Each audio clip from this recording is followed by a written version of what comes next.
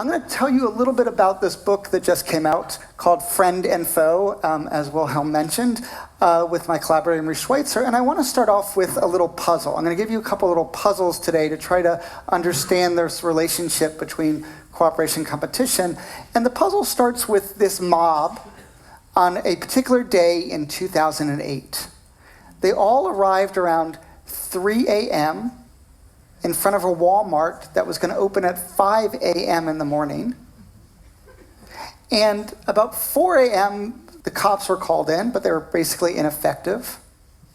About 4:30, the crowd started chanting, "Tear the doors down." And they literally pulled the doors off the hinges. The employees formed a human shield, which was probably not a good idea. And it's a joke, but sadly, this man actually was trampled to death. And so the question is, what was going on? What led these people to this craziness? Well, it turns out there's an event that happens every year in the United States called Black Friday.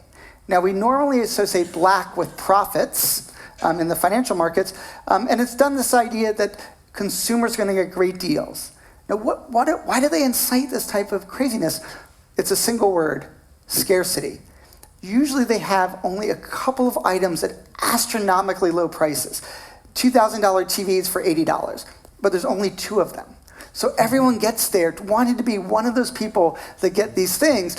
What makes this even more remarkable is it occurs often on the very same day as the most cooperative holiday in all of America, Thanksgiving, where people come together with family and friends. It's the most traveled day. The day before Thanksgiving is the most traveled day in America. And Thanksgiving literally began trying to move competitors, Native Americans and the settlers in the United States, towards cooperation by having this meal together. And so one of the things that's sort of this anomaly is trying to understand how we can switch so quickly from cooperation to competition or back again in some cases.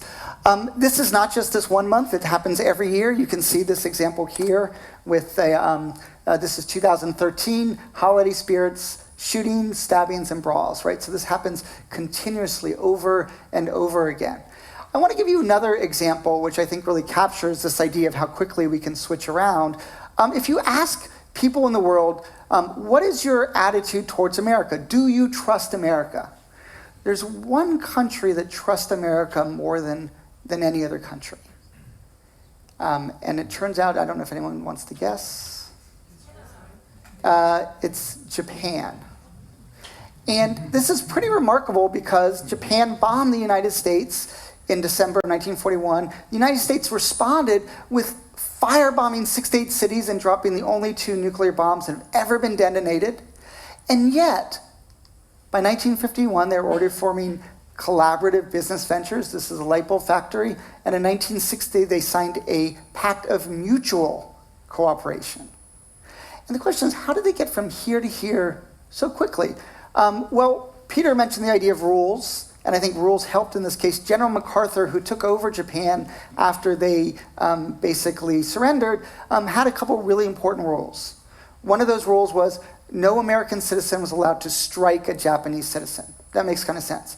But here's another key rule.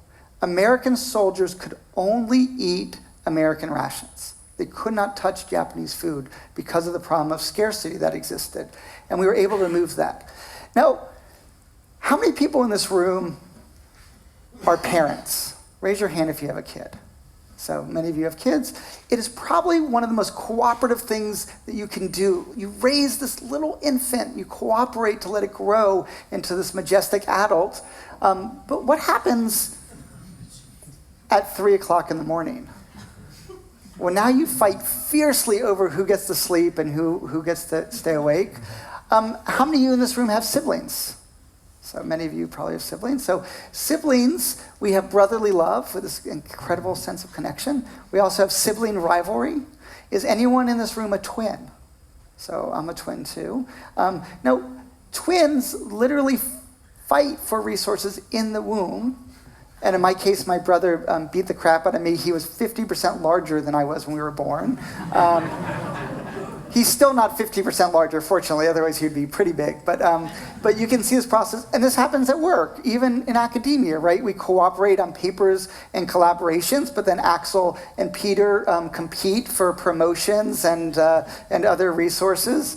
And so one of the fundamental themes of this book and of this sort of research program is the idea that every relationship, spouses, siblings, friends, colleagues, are characterized by a fundamental tension between cooperation and competition that's going on all the time, often at the same time. So what do we have to do to be successful? Well, we have to find the right balance between these forces.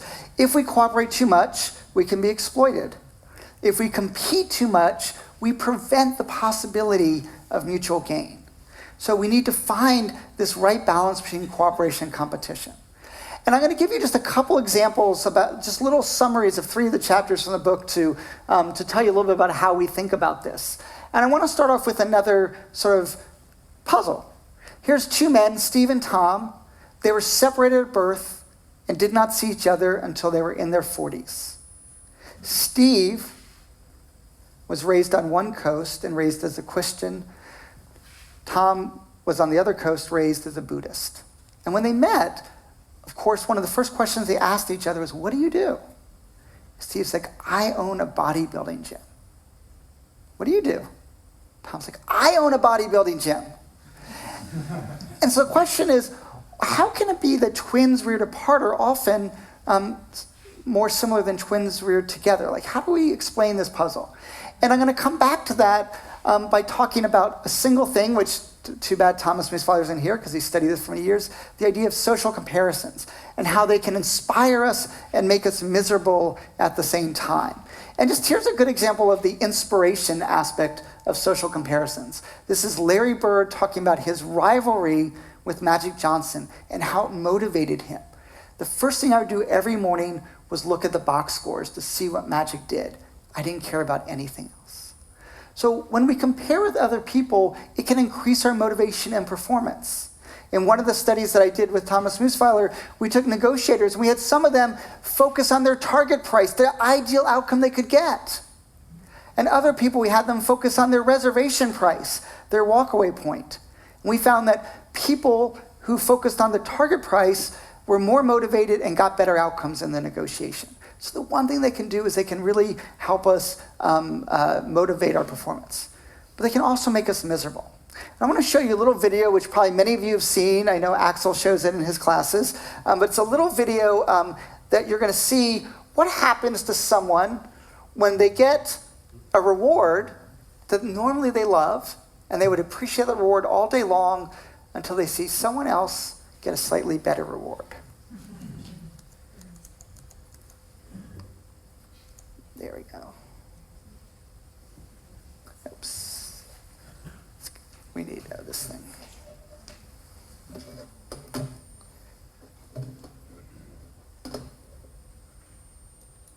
Recently, we videotaped it with new monkeys who had never done the task, thinking that maybe they would have a stronger reaction, and that turned out to be right. The one on the left is the monkey who gets cucumber. The one on the right is the one who gets grapes. The one who gets cucumber, note that the first piece of cucumber is perfectly fine. The first piece she eats. Then she sees the other one getting grape, and you will see what happens. So she gives a rock to us, that's the task. And we give her a piece of cucumber, and she eats it. The other one needs to give a rock to us. And that's what she does.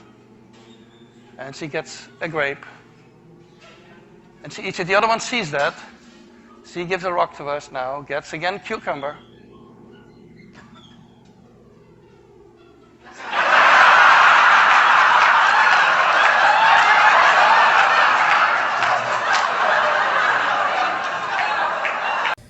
So you can see this incredible level of frustration, right? Very happy to get the cucumber, eat that cucumber all day long until another monkey do the same work, give the token, but they get a better reward. And so comparisons can create resentment, spite, dissatisfaction, even unethical behavior. In that study that I just told you with Thomas Musfather, when people focused on their target price, they got a better outcome, but then afterwards they felt less satisfied with that outcome because they now had this upward comparison. You probably know one of the most famous studies of this of all is the looking at silver medalists. In one analysis, silver medalists are objectively better off than bronze medalists in the Olympics. But in one analysis in I think it was the 2004, 2008 games, 90% of gold medalists smiled on the medal stand, 70% of bronze medalists smiled on the medal stand, 0% of silver medalists smiled on the medal stand, right? So we can see this happen. And it can even lead to spite, as we saw with the monkey, literally throwing away a cucumber they had just eaten seconds before. There's a famous Russian parable, which I really love, which is guy rubs a genie, a Russian man rubs a genie, a lamp, and out pops a genie. And the genie says, I'm going to give you whatever you want in the world, with one catch. Your neighbor will get double. So he goes back and forth and he's thinking about it, and then finally says, I got it. I want you to poke out one of my eyes. Right? So to blind the neighbor. So we have motivation, but we also have resentment. So how do we find this right balance between motivation and resentment? And I want to come back to that puzzle that I had before about the twins. Now you might think that twins reared together would be more similar than twins reared apart because they both have a common environment and they have the common genetics. But what happens when they're reared together? Well, they have social comparisons. They see someone else outperform them. When I was 12 years old, I ran a 10K in under 46 minutes. My twin brother ran a 10K in under 43 minutes. By the age of 13, I was no longer a runner. Right? So you can see how I became a wrestler. So we differentiate ourselves as one way to solve this problem of that. Now, one of the biggest things that we have to deal with in terms of the social comparisons is power. And I want to raise the question is, what is power? Now, an economist would say power is a really objective force, right? In bargaining, we can look at the alternatives of buyers and sellers and come up with who has more market power in that situation. We can look at an organizational chart. We can see who controls resources that other wants. We can also see who has the authority to reward or punish or hire and fire people. But one of the things that I've done over the last 15 years of my research is power is not just an objective thing, it's also a psychological variable that can get inside of us. And Joris Lammers, who's in the audience, has done tremendous great work on this topic also. And I want to tell you a little story about Gillian Koo, a former student of mine who's now a professor at London Business School. And in 2004, she went on the academic market and went and gave a job talk at Harvard Business School. And it was a pretty bruising affair. You know, they battered her and they, tried to find all these inconsistencies and contradictions, and she had her confidence hurt a little bit. And she was going a couple weeks later to London Business School. They gave her about a half an hour before her talk, and she decided to use a manipulation that we had used experimentally in our lab, and yours has used and lots of others. She sat down and literally just wrote out about a time in which she had power. And then she went into that room, and she was in complete command. She was able to control the audience, answer questions with great eloquence and sophistication. When people started leading her astray, she brought them back to the point that she wanted to make. And so we decided to test this with a group of French students applying for business school. All of them had an opportunity to do a mock exam. And we had judges, and the judges were told, accept about 50% of the people that you see today. So we just sort of have a common thing. And before they went into interviews, we manipulated. For some of the people, we had them do exactly what Gillian did. They thought about a time when they had power. Now, some of them, we had them think about a time when they lacked power. Would that make them even worse off? And the others were in our baseline, our control condition. And you can see what happens. In the control condition, about 50% of people got admitted. But it plummeted in the low power condition to below 30%, and it skyrocketed to almost 70% in this situation. So you can see power increases confidence and optimism. That's the good in power. But now I want to tell you a little bit about the bad. And to do that, we're going to do a little experiment. I want you all to hold up your finger just like this, everyone in the room. And I want you to draw a capital letter E on your forehead as quickly as possible. So draw a capital letter E as quickly as possible. So it turns out you can draw this E in one of two ways. One way is the correct way. This is the other focused way. So it's backwards to you, but it's an E to other people. But sometimes you can draw it this way. So it's an perfect E to you, but it's backwards to other people. That would be the self-focused or the wrong E. Now, why am I telling you about this? Well, we did a little experiment many years ago. We brought people in the lab, and we gave some people control over an important resource, lottery tickets. We said, you get to decide how to divide up these lottery tickets between you and another person.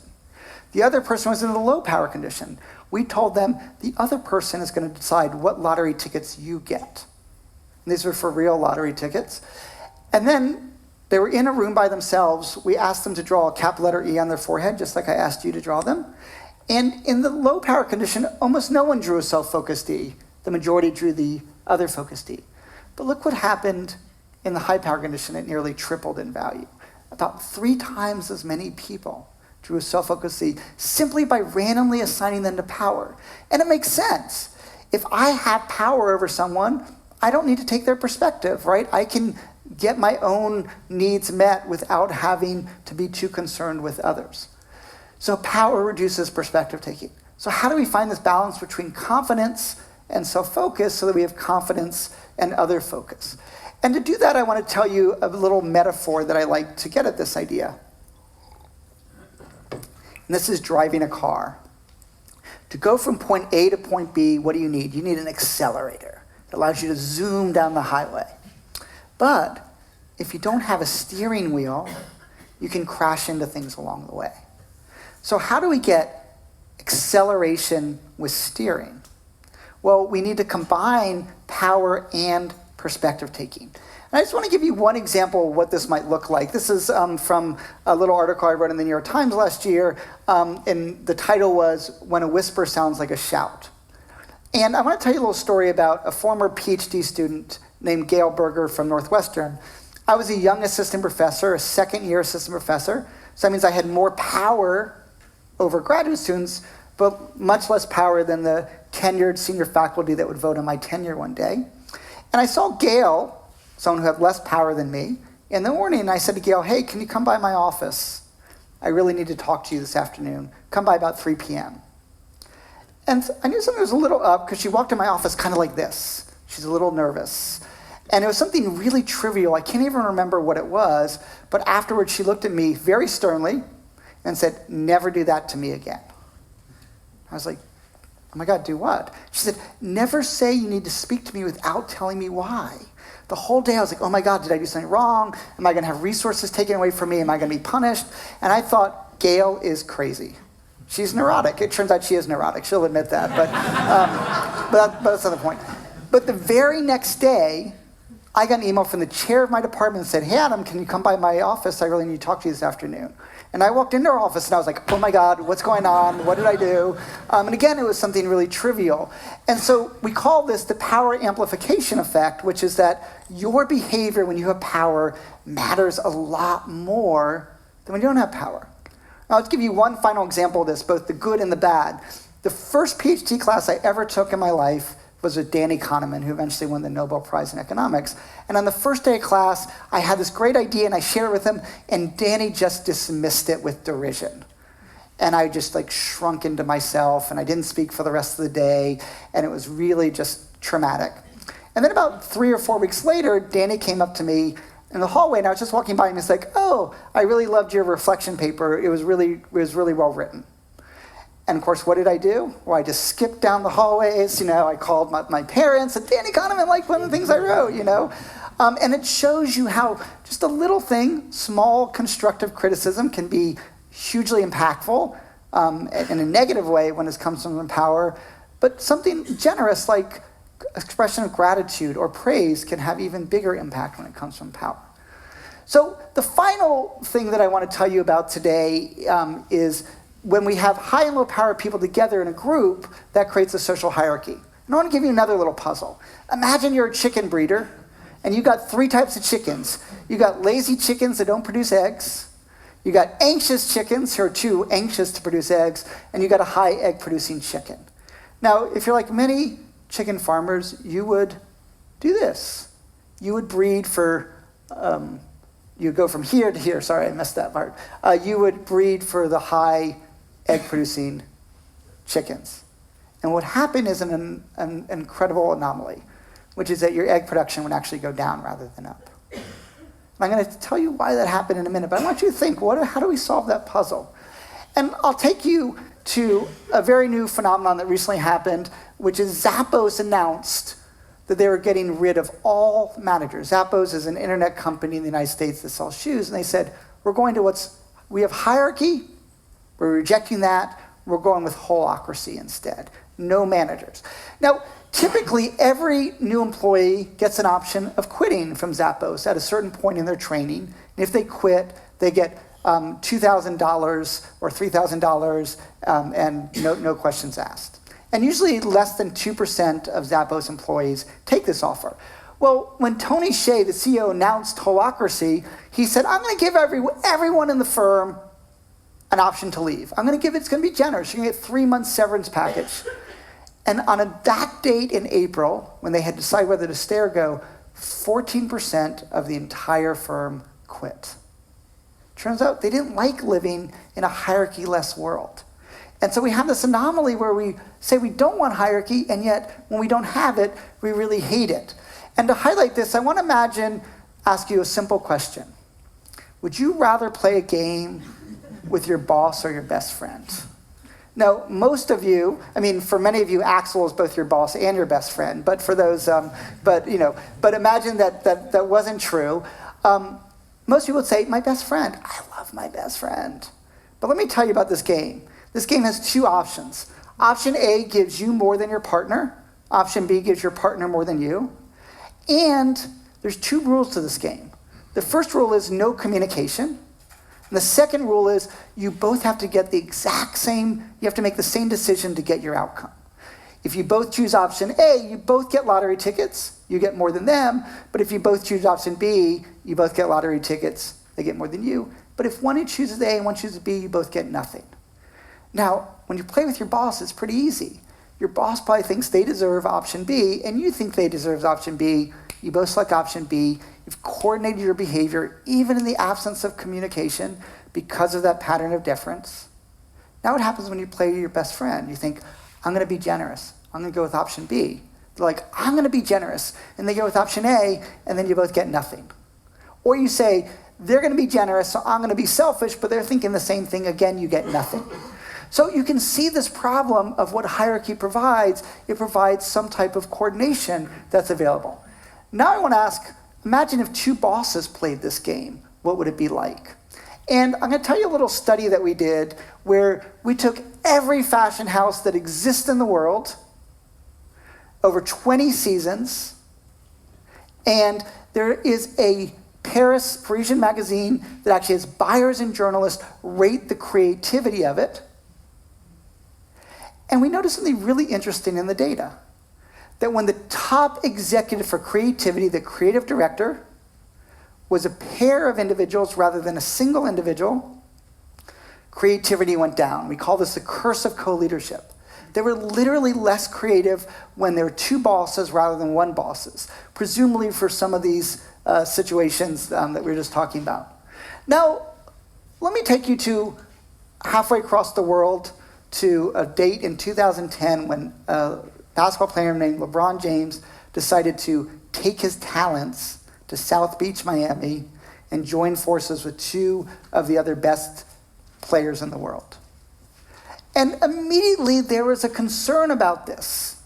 In fact, we could see it on the very date that they announced it. They said, it's Wade's house, LeBron's kingdom, and Bosch's pit. And as one sports writer said, it can't be all three. And they literally wrote this, until there's a pecking order, there won't be any success at Miami. And it turns out this person who wrote this thing in July was really prescient because in the next year, in close games, decided by 5 points or less with 5 minutes to go, they were 29th out of 30 teams in winning percentage. They were the second worst team in the league despite having the most talent when they had to coordinate their most. So we decided to see, is this generally true? Is sometimes having too much talent, just like with the chickens, is that a problem? So we analyzed 10 seasons of NBA data, And what you can see here is that as talent goes up, performance goes up, but only up to a point. And then actually performance goes down. Now, we could also analyze why this occurred, and it goes back to the question of coordination. The teams with too much talent didn't pass the ball very effectively. They had lower number of assists, for example. And we can go back now and think about what happened with the chickens. Well, it turns out something else happened when they bred for the high egg-performing chickens. Not only did egg production go down, but bird mortality went up. The reason why is the highest egg-producing chickens were also the most competitive, dominant chickens, and they literally pecked each other to death. And so what happens in basketball, in this case, is that they are fighting over who gets the ball at the end. What happened the next year? Dwayne Wade hurt his knee, became 70% of Dwayne Wade, solved that co-leadership dueling banjos problem, and they won the championship the next 2 years. Now, I want you to think about a sport, a team sport, that is, they function together as a team, that doesn't require a lot of coordination. And I want you to just think about it for a second. It turns out baseball. Baseball, I hit, then someone else hits, and we're not fighting over who's hitting when. We just all have an order. In fact, one sports writer said, baseball is an individual sport masquerading as a team sport. So we analyzed the same 10 seasons for baseball, and look at this. The more talent, the better always. So here we can put them together. Basketball requires coordination because it's interdependent. We can get a too much talent effect. Baseball doesn't require any coordination. You can never have enough talent effect. Now, this tells us that hierarchy is good because it helps coordination and cooperation. But I want you to think for a second, when is hierarchy bad? What are the problems with hierarchy? Why do we have this belief that we don't want hierarchy? What does hierarchy hurt? Probably a lot of you will most of the time when I ask this question, the first thing that comes up is hierarchy hurts with ideas, right? Because low power people don't feel comfortable speaking up. And I want to tell you a little study that we did. We took every expedition that's ever gone up the Himalayas over 100 years, and we looked to see whether the expedition came from a country that was more hierarchical. And we control for lots of things here. We control for fixed effects, we control for economic values of the country, other cultural values of the thing, features of the expedition from size to oxygen to Sherpas, all of these things. And what we found is that if they came from a country that was more hierarchical, they had people increase the probability that someone would die on the mountain. And our theory is that low-power people didn't feel comfortable speaking up when the conditions changed, and we see that. We can see this sometimes with some of the airline accidents where the co-pilot doesn't speak up. But where we really know this to be true is in hospitals. Nurses have much less power and status than doctors, and this is a huge problem. In surgery, the single biggest problem in surgery is what's called a central line infection. If an infection gets in the central line, you're toast. How do you present it? A 5-step checklist. The problem, doctors don't always follow the checklist. The second problem, nurses don't feel comfortable forcing the doctors to do that.